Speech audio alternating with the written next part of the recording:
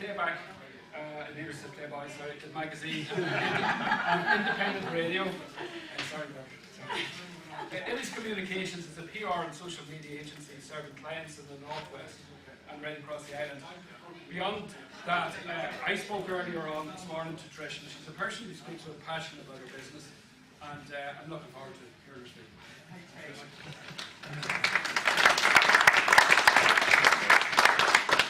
Well, I'm not going to be talking very much about my business. What I'm really trying to do today is to let you be aware that you all have your own news sense and that you can harness that news sense yourself to create good online content. That's really what it's about today. So I'm hoping that by the time we finish up, you'll have learned something that you can take away with you.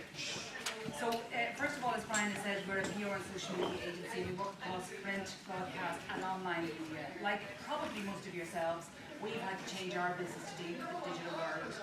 And now, in terms of digital content, we provide external services to our clients. That would include in-house training on website and social media content. And then we also do corporate blogging and corporate posting for clients who, with the best intentions, set up their website and all their social media, but don't have time to keep them up to date. So we do that for them.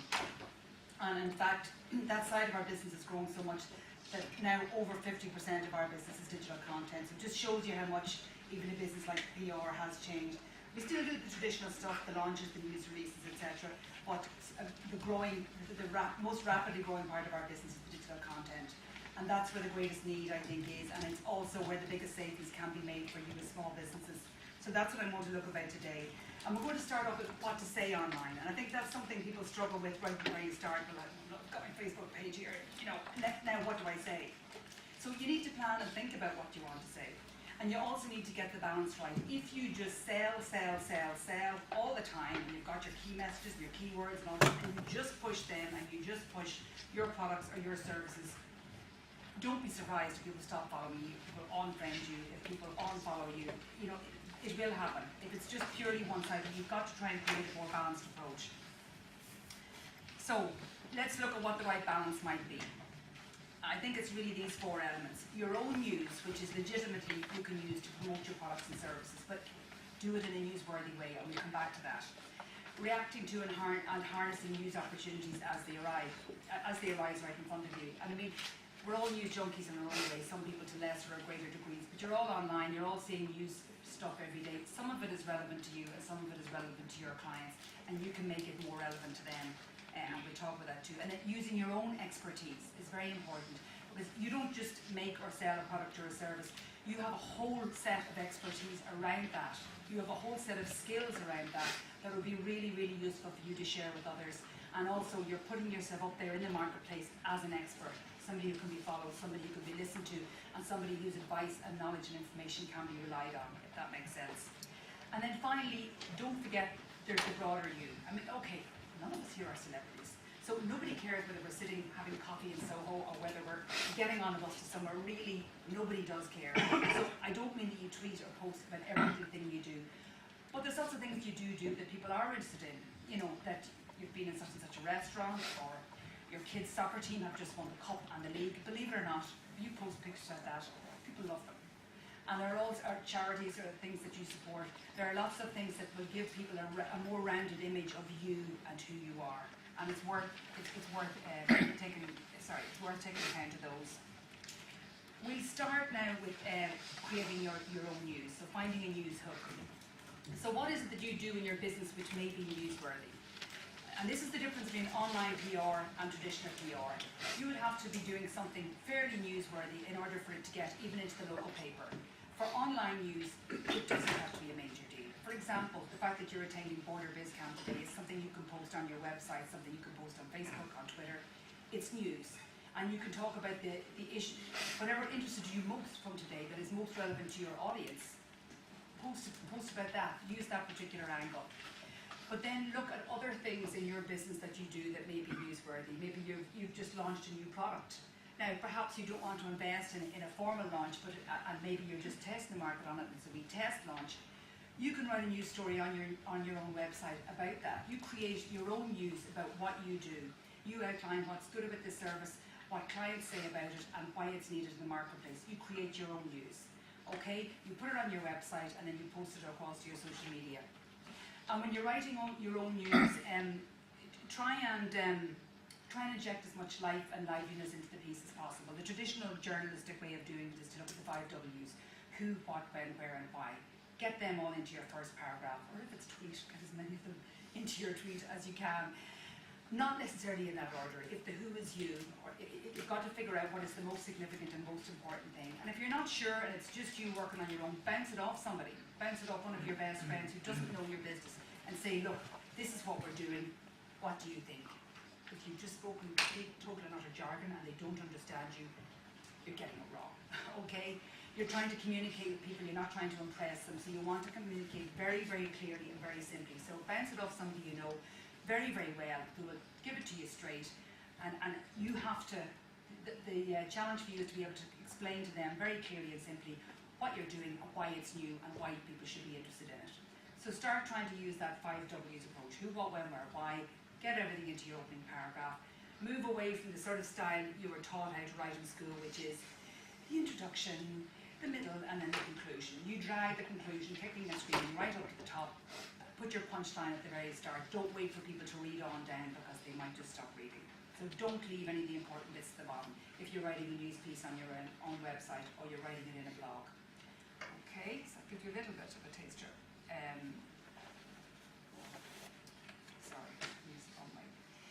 So using news opportunities, there are all sorts of things that, I mean, we all read stuff in the papers every day. Some of it is not remotely relevant to our business, some of it is. Say, for example, you're in construction, you're in insurance, or either of those areas, and there's flooding. There's been terrible weather, and there's been flooding everywhere. That is the time for you to start posting about your business. Are you concerned about flood damage to your house, or do you need to make a claim on your policy? Come here for advice. Look at what's happening and see how you can harness that to highlight the importance of your business and how it can help your clients and your potential clients. Does that make sense to everybody? Yeah. So sometimes you're not having to invent news. You're just going to capitalize on what's in the news at the moment. But just don't wait until the next week. It's not news anymore. Do it right away, as soon as it's in the news. Just jump on it straight away. Okay. I'm doing it again. Okay.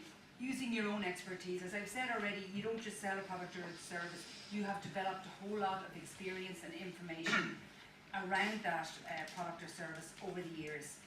And that's very valuable. A lot of the time today when we buy stuff, we're not buying from experts. We're maybe buying it online, or we're maybe buying it in a shop and it's sold by people who don't know anything about the products they sell. They just know the price, and that's about it. So expertise is extremely valuable. Skills are extremely valuable.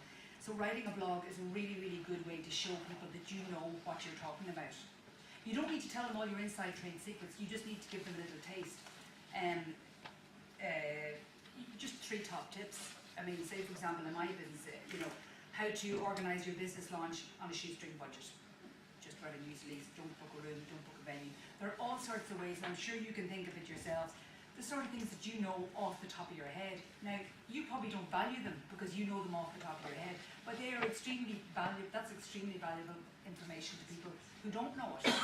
So sit down and sort of think about the sort of things that you know and you take it for granted, and organise them into little different subject areas, and plot your own little blogs. 3 top tips. 5 ways to, and have a look at, have a look at people in your field, have a look at their blogs, have a look at their websites, see what they're saying, and just even Google and see what's being said online, see what sort of expertise is online, and maybe you can do better, maybe you can do an awful lot better. If you don't have a blog, you can use Facebook posts for doing little mini blogs. A blog does not have to be that long. It can be 3-4 paragraphs. Most people, don't really want to read, don't really want to scroll down further than 3 or 4 paragraphs. So you don't have to spend 2 hours writing a blog. You can write a good blog in 5-10 minutes, And if you know that there's only going to be one time of the week when you have that sort of space, write 3 or 4 of them together, and then schedule them over the next month or whatever. Okay.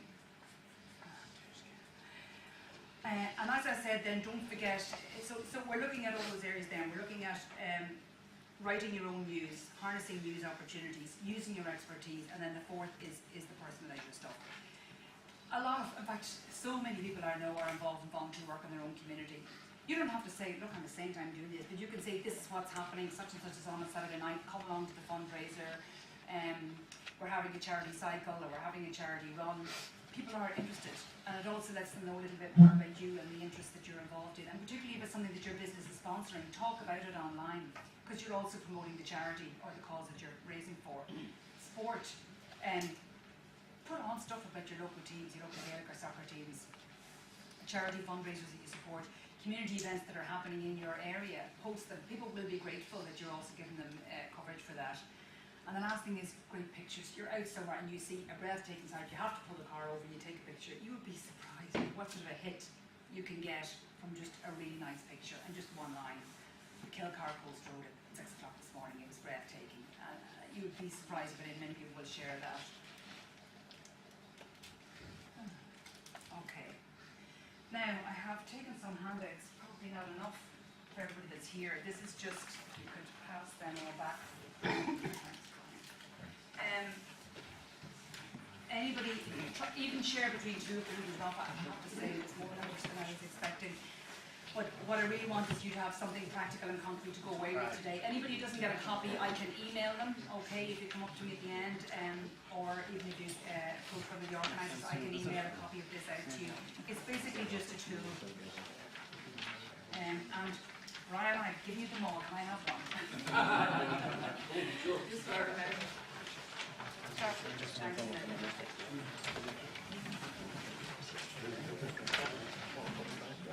Okay.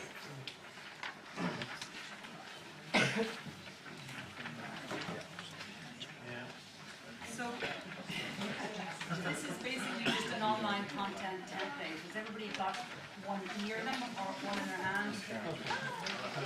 So what we're going to try and do is you can fill these in either now as we go along or in your own time. It's so that when you do sit down to do your posting, you're thinking, what am I going to talk about? These are all of the things that you can talk about online. You do not have a shortage of content, okay? And it's good, fresh, and a variety of content that's going to attract you the most attention. Because you're hitting the most different audiences. You're attracting followings from the widest range of interests. Does that make sense? So your existing products and services, and you can promote them in various ways. You can, what you want to do is, say for example, it's on Twitter, ourselves doing it, don't have enough time to do your blogging, give us a shout and a link to the website page on our website which talks about our corporate blogging and social media services. Likewise for yourself, pick a particular product or service that you're promoting, just pick one line out of it, post a link to that particular page. As I say, you can't necessarily do that all the time, but you can vary. You will probably have a number of different products and services on your website page. Don't send the traffic all the time to the one page, send it to different pages. Use a different angle or a different line each time, but on a regular basis, promote your own products and services directly and get traffic straight back to your website. If you have any special offers or promotions, and a lot of people will use Facebook competitions to get more likes and stuff like that, factor them in as well, but plan them out, schedule them out. Your expertise, your blog.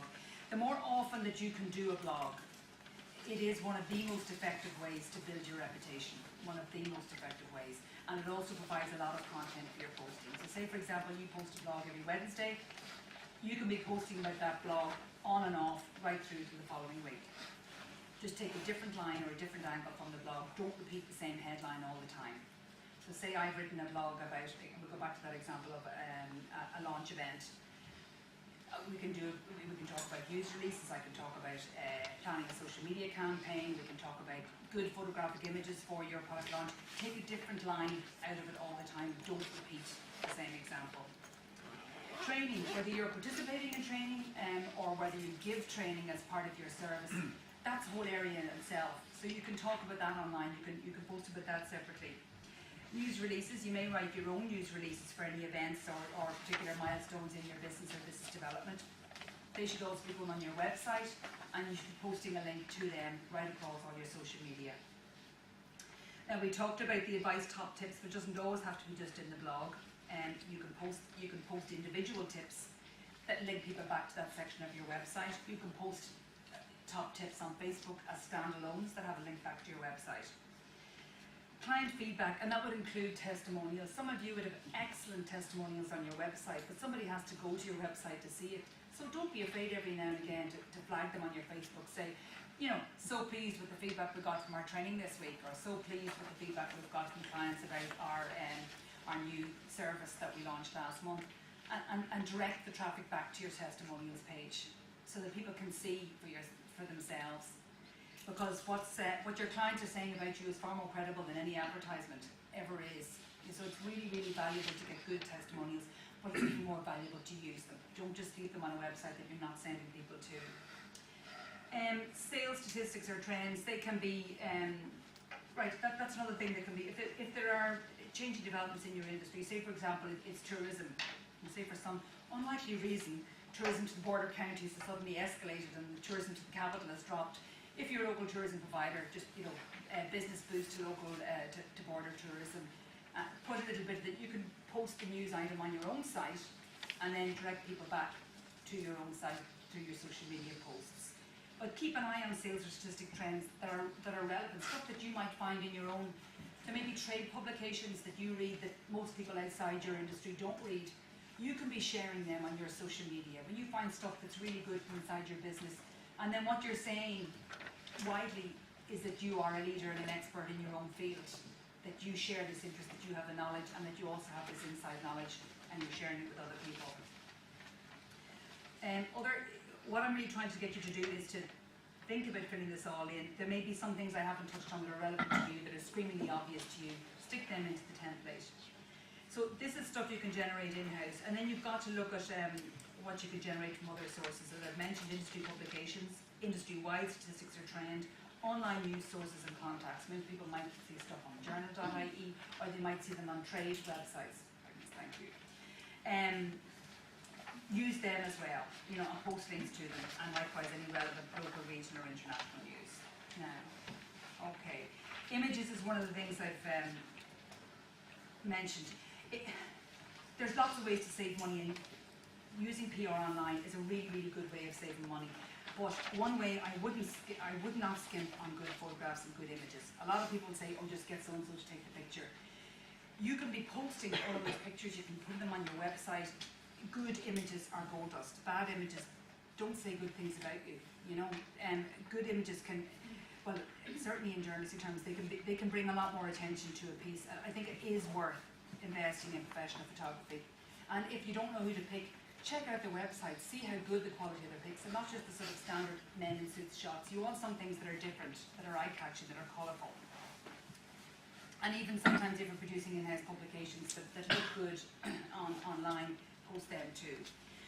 So you're filling in your template, you're shaping your content. Now you want to plan your posting, and you need to schedule it. And your secret weapon for that is Hootsuite. Does anybody here use Hootsuite?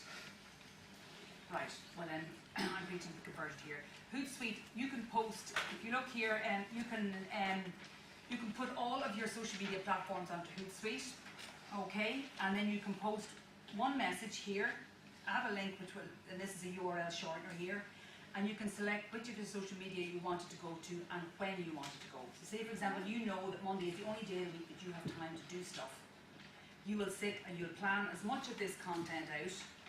You'll schedule the posts. You can pick what day they go out, what hour of the day they go out, and I would suggest varying them, varying the hours of the day. Every now and again there's a news server which says it's better at 9, or don't post after 6, or it changes all the time. Every single day seems to give a different result. Trial and error. Find out what times work the best for you. Okay, and the only way you can do that is by doing it. So advanced schedule for the week, as I said, alter the times of the day constantly. Be a bit careful about advanced posting for live events, and watch for thumbnail on Facebook posts. When you post to Facebook, make sure you're not posting the same thumbnail all the time. You'll only understand that when you do it. Evaluate your statistics from Hootsuite and from your individual social media. Evaluate your website traffic to see if it's gone up, and finally evaluate your sales figures. And then you will know what's working and what's not working, and just keep reviewing, until you're getting the results that you want. And that's basically it. And Trish, thank you very much for getting all that. Just a short period of time, and obviously you're here for the rest of the day, so if anyone does want to talk to you, you Yeah, should. I'll have to get away 4, but otherwise I'm here then, yeah. Fair enough. Yeah. Has anyone any questions? Trish, you mentioned that your business can manage people's content. Yeah. How do you gather it?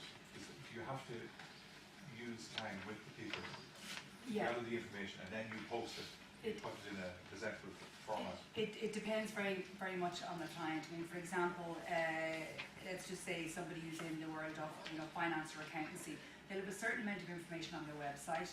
They'll want a certain amount of local news. We know the local news. We just sign up to all the online local news sources. There may be certain trade publications that we can monitor for them. We will set up Google alerts as well, so that any news that's relevant to their field will be alerted to. And then we would work with them on blogs. They might either deliver the content to us, we edit it, or they give us bullet points and we write it, or we would write it and then get them to approve or revise it. But it works, it seems to work. I think for some people the idea of handing it over to somebody else, they just think, no way, I wouldn't trust anybody to do my social media posting. But I suppose that's the advantage of the journalistic and news background. It certainly works and people are satisfied with the results, very satisfied with the results. Yeah. What type of businesses do you deal with? What range? It really is a very broad range. Mostly SMEs, because obviously bigger businesses will have their own marketing people, but accountancy, property, law, business, consultancy. It's it's any sector really. So down there, please stage any question. I know Hootsuite is a fantastic app, but Facebook now allows you to do that. You can set up your time, your date, without having to use Hootsuite if it confuses people, because I know all these different apps confuse an awful lot of people. It's just to... Yeah, we would find Hootsuite really invaluable. In fairness, it'd be one of the things that we would use the most, and it's changing all the time as well. You can now post all your LinkedIn groups separately on Hootsuite, which is a relatively new development. And that's one thing I should have said, don't forget to post to LinkedIn groups. It's really, really important. And look, are you in enough LinkedIn groups? So when you post to LinkedIn, don't forget to post separately and individually to all the groups that are relevant, but only the information that's relevant. For example, if you're in a LinkedIn social media group, you don't put in the post about your kid's recent soccer victory. You've got to tailor it slightly. Not every message is suitable to every single medium. That would be one word of warning, I would add to what I've said so far. I was just thinking there about the whole Facebook thing about you have your business page and you have your personal page, and I would try to do the both. If I put some positive parties page, then I kind of link it across. But I'm finding then if I put something up like personal, like my husband's just got a salmon, there's all the cat stamp beside them.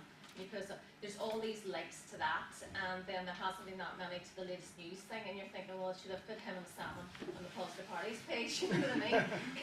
It's like he should be like that. It's like getting that person where you can see where people are really liking that personal side of things, but where do you differentiate? I think it's just your own call. I think sometimes when you have something really good like that, and it touches a chord, post it on the business page. I mean, if you're posting that sort of personal stuff all day, every day, no. Do you know what I mean? But when you're doing it as part of a balanced mix, it's fine. I think it's fine. You're creating a rounded impression of yourself. You're putting a person behind the business.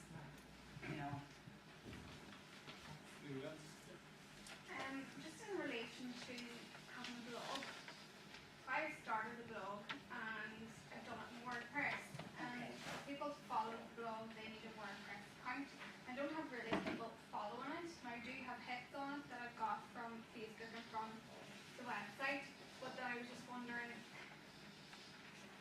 is that enough, or do you think you really need to have people, signed in that they get notifications whenever you do a new one? In the short term, I wouldn't really worry about the technical side of it. If you're posting links to your blog all across your social media, what you just want people to see your blog. At the end of the day, that's what you promote it to the widest possible audience. And if you're thinking of Facebook and Twitter and LinkedIn as different shop windows to get people inside, just think of them that way. All you're trying to do is direct the traffic, really. Would you recommend posting on websites like pr.com as a result of? Basically, if it works for you, If it it works for you, do, because there are other platforms. I was talking to St. Kenai, and they offer a platform for businesses and SMEs to post onto theirs, you know. And then there are also blogging sites, but some of my clients' experiences have been good on the bigger blogging sites, and some have been bad. They're just saying that it's not directing traffic back to their site. So if you can use it to direct traffic back to your site, and then also there are rules governing some of them. They want fresh material, something that you haven't posted anywhere else. So you're putting your best stuff to them first instead of put it to yourself first. So it's a judgment call, you know. It's a judgment call. Just go back to that about blogging and that. I find that Google Reader is probably the handiest thing to keep in contact with all the blogs that you like. Right. If you have a Gmail account, you can set up your Google Reader and just subscribe, and they're automatically pulled into your Google Reader. There's Right. any amount of them daily and whatever they post, so it's very handy to keep track of everything instead of having to go to all the websites. You know, Very good. just a handy little tip. Very good. And so Trish, can I just ask you, about your experience with email newsletters, and are you doing that a lot? Do you find that that's valuable for companies? Well, to be honest, we don't really do that much of it, and I just know that my personal opinion is that when I get too many of them, I just don't even open them, I delete them. I think it very much depends on your business, your type of business, and also depends on how regularly you do them. I think some people overdo them. I mean, we all know once that they're sending them out every day or two, and eventually you just block them. But having said that, if your regular customers need to be regularly updated about new services you offer or special deals you're offering, well then absolutely yes. If you're just bombarding them to tell them how wonderful you are, no. If it's useful and valuable information, I think yes. No. But again, it is, it's trial and error. If it works for you,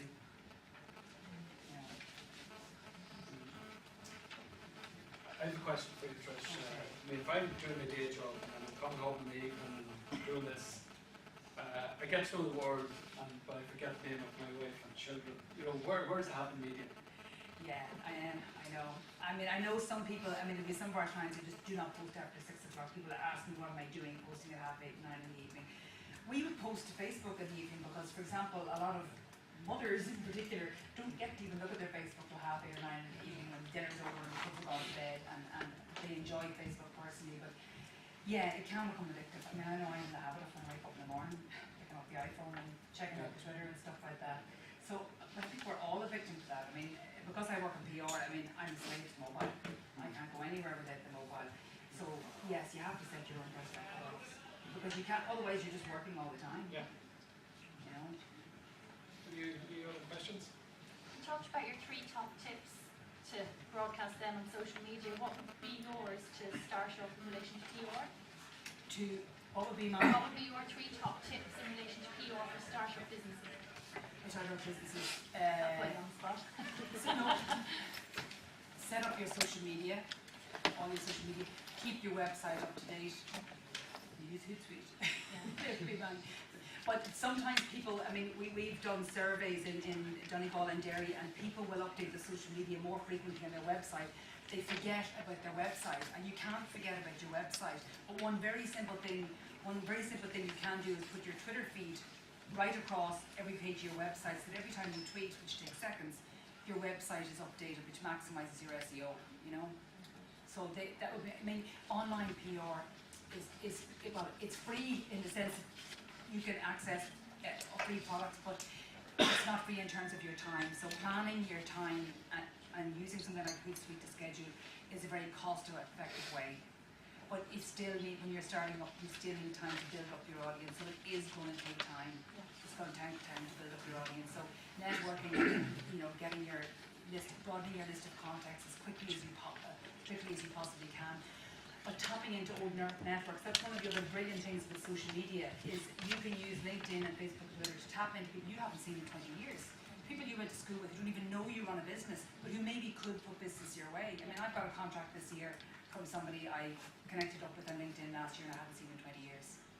So it's a really good way of just saying, I'm here, I'm out here, and this is what I'm doing now. Why not give me a shout? Any more questions? Trish, thank you very much.